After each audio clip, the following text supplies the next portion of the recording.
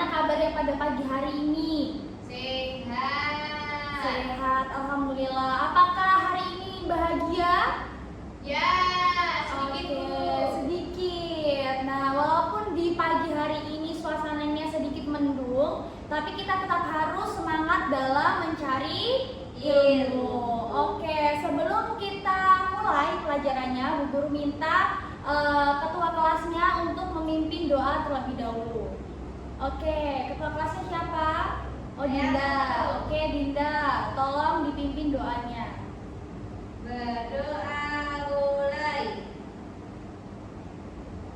Berdoa selesai. Oke, baik. Nah, selanjutnya Bu Guru akan presensi terlebih dahulu agar mengetahui siapa yang hari ini tidak masuk. Oke, akan Ibu Guru presensi terlebih dahulu. Siti hadir. Oke. Angel hadir. Kemudian Bobby hadir. Oke, hari ini masuk semuanya ya anak-anak. Nah, sebelum itu silakan disiapkan bukunya terlebih dahulu, dibuka buku paketnya halaman 23. Oke, apakah sudah? Nah, di sini Bu Guru juga sudah menyiapkan sebuah materi ya. Kalau dari judulnya berpikir kritis dan reflektif dalam laporan hasil observasi. Berarti kalau dari judulnya seperti ini, kira-kira kita akan belajar tentang apa? Teks. Kita akan belajar tentang teks hasil observasi. Nah, nanti kita akan pelajari lebih dalam apa sih itu teks hasil observasi. Nah, sebelumnya Bu Guru mau tanya, kan di pertemuan kemarin kita sudah membahas sedikit ya tentang teks LHO ini. Nah, hari ini kita akan membahas teks LHO. Kenapa kok harus objektif? Siapa yang tahu objektif itu maksudnya apa? Tidak tahu Bu. Oh, masih belum tahu. Jadi kalau objektif itu harus sesuai dengan fakta, tidak boleh melibatkan pandangan pribadi. Nah, hari ini kita langsung saja mulai materinya tentang teks LHO atau teks laporan hasil observasi. Nah, di sini. Nah, apa itu teks hasil observasi? Siapa yang tahu atau tadi malam sudah belajar, sudah baca-baca bukunya terlebih dahulu? Dan ingat, di minggu kemarin kita sudah sedikit singgung materi ini. Apakah ada yang tahu?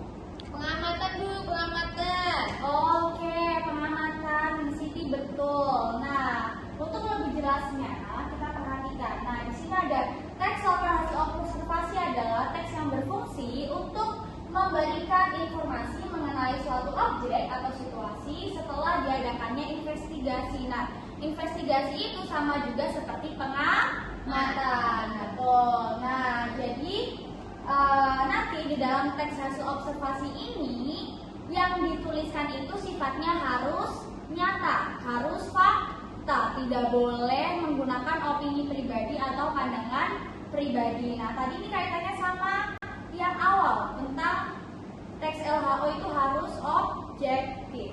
Nah, kemudian, kira-kira apa sih tujuannya dari teks LHO itu sendiri? Tujuannya adalah untuk mendapatkan informasi dan penjelasan rinci mengenai suatu hal dari sudut pandang keilmuan kepada pembaca.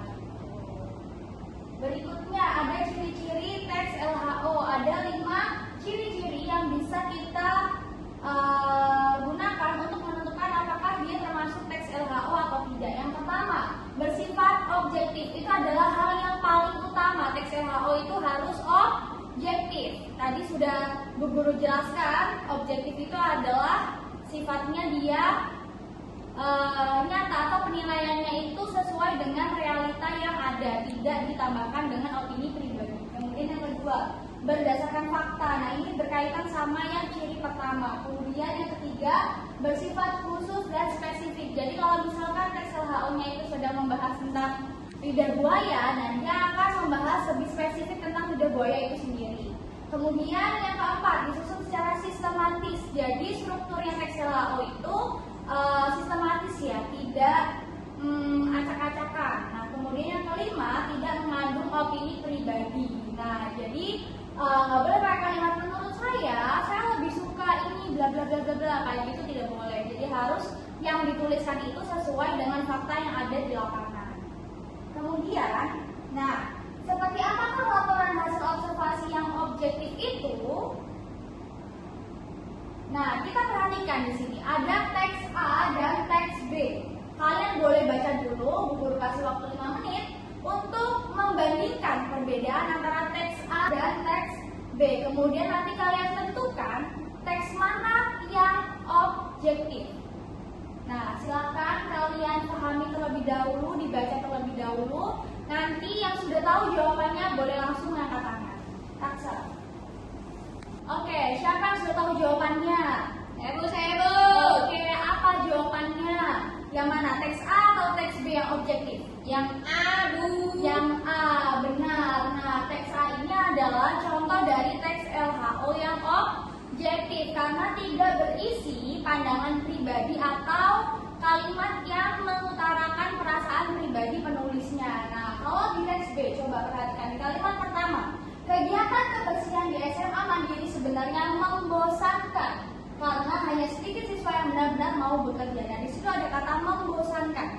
Nah, kata membosankan itu adalah kata yang digunakan untuk mengekspresikan perasaan. Nah, ini berkaitan dengan opini pribadi sehingga teks B ini tidak termasuk teks LHO yang objektif karena dia sudah melibatkan perasaan pribadi. Apakah sampai sini bisa dipahami anak-anak? Bisa.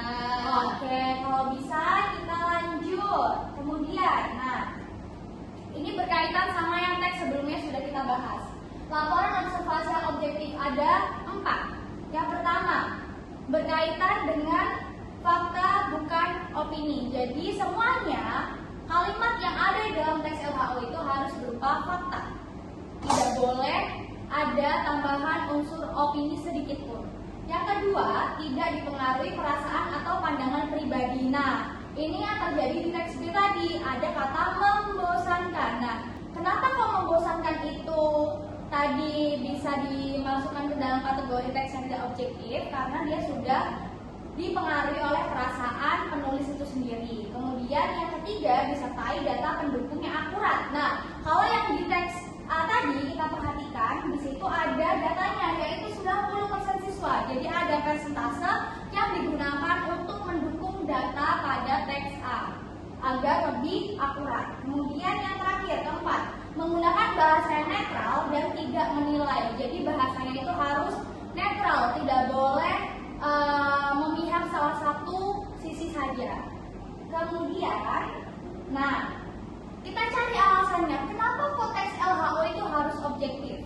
Yang pertama, menjamin keakuratan informasi. Jadi informasi yang diberikan itu akurat, sesuai dengan kejadian yang ada. Tidak ada penambahan yang dibuat-buat atau yang direkayasa.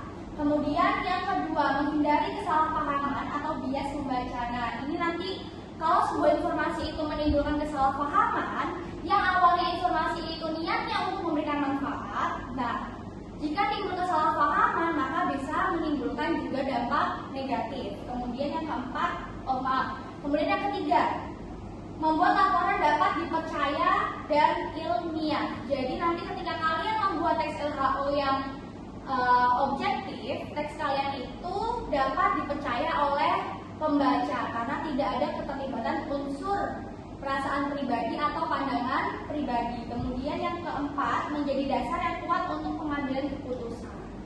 Alasan-alasan kenapa konteks LHO itu harus bersifat objektif. Nah, sekarang kita coba mengenali informasi yang tidak akurat dan bias. Informasi yang bisa menimbulkan sebuah kesalahpahaman. Nah, yang pertama, tidak ada sumber data yang jelas. Jadi teksnya itu ya dibuat sendiri tanpa ada dasar yang jelas, begitu. Kemudian yang kedua, mengandung opini pribadi. Ada kalimat-kalimat yang menunjukkan bahwa teks tersebut berisi opini pribadi. Yang ketiga, ada perbandingan yang tidak adil antar objek. Nah, ini adalah penilaian. Biasanya kalau orang membuat penilaian itu akan ada tumpang tindih. Jadi yang sisi A itu dibuat dibuat lebih baik, yang sisi B dibuat lebih buruk. Nah, seperti itu tidak boleh. Kemudian yang keempat, menggunakan bahasa emotif. Contohnya terlalu, sangat indah, mengerikan. Jadi bahasa-bahasa yang berkaitan dengan emosi. Kemudian, nah di sini ada sebuah teks. Nah, setelah ini kita akan melakukan sebuah diskusi kecil ya, untuk kalian mengidentifikasi teks yang sudah guru siapkan di depan ini. Tugasnya apa? Nah, tugasnya adalah nih, apakah laporan ini sudah objektif dan bagian mana yang menunjukkan data fakta, dan apakah ada bagian yang berupa opini. Nah, nanti kalian boleh berdiskusi dengan teman sebangku kalian. Kalau ini mau dicatat terlebih dahulu boleh, nanti Bu Guru akan tampilkan slide yang bacaan tadi. Oke, silakan ditulis terlebih dahulu. Jika sudah, maka boleh mengidentifikasi teks lidah buaya ini. Oke, karena kalian sudah menulis pertanyaannya semua, sebelum mulai mengerjakan, apakah ada pertanyaan terkait materi yang sudah Ibu Guru jelaskan hari ini? Ya Bu, sudah. Oke, kalau sudah paham semua, berarti Ibu harap nanti pekerjaannya kalian bisa selesai dengan baik. Oke, waktu mengerjakannya Ibu Guru kasih waktu 15 menit cukup ya? Cukup, oke. Jika cukup, maka boleh mulai untuk mengerjakan tugasnya. Nah, karena waktu mengerjakannya sudah habis, siapa yang mau menyampaikan hasil diskusinya tadi? Oke, Bobby silakan disampaikan hasil diskusi dengan teman sebangkunya terkait teks lidah buaya ini. Coba.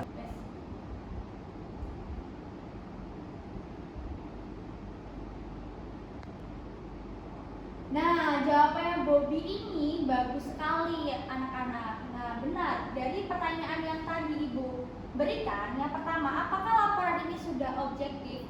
Benar bahwa teks tadi itu sudah objektif. Kemudian, bagaimana yang menunjukkan data fakta? Nah, data fakta itu tadi bisa dibantu oleh angka atau data yang dimasukkan ke dalam teks. Nah, misalkan itu ada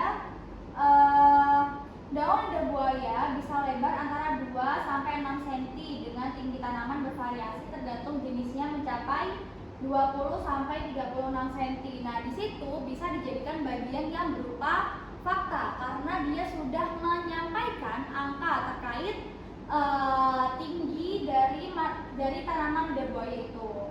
Kemudian, dan apakah ada bagian yang berupa opini? Tadi Bobby menjawab bahwa tidak ada bagian yang berupa opini karena memang dalam teks lidah buaya ini tidak ada kalimat yang mengandung opini pribadi penulis. Jadi semuanya menjelaskan lidah buaya secara fakta ya, sesuai fakta yang ada, dan ada dasarnya, ada sumber yang mendukung bahwa informasi ini itu sudah benar. Jadi tidak ada unsur penambahan penilaian pribadi dari penulisnya.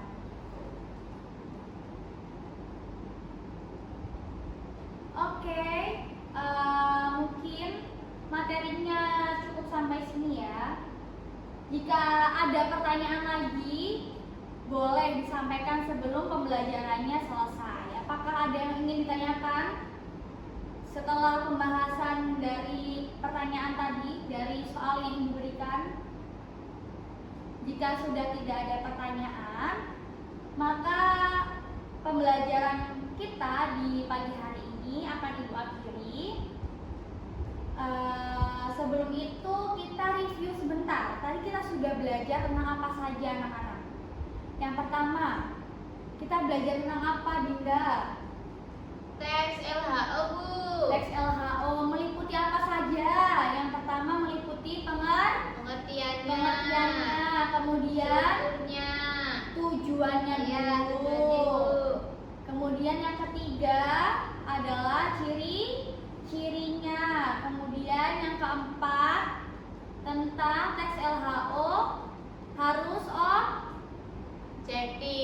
objektif, betul. Nah, kemudian kalian juga sudah berlatih ya tadi untuk menentukan apakah teks tadi sudah objektif atau belum, seperti itu. Oke, baik Ibu kira kalian semua sudah memahami materi yang Ibu sampaikan pada pagi hari ini. Semoga bermanfaat. Ibu izin akhiri pembelajaran pada pagi hari ini. Terima kasih. Wassalamualaikum warahmatullahi wabarakatuh.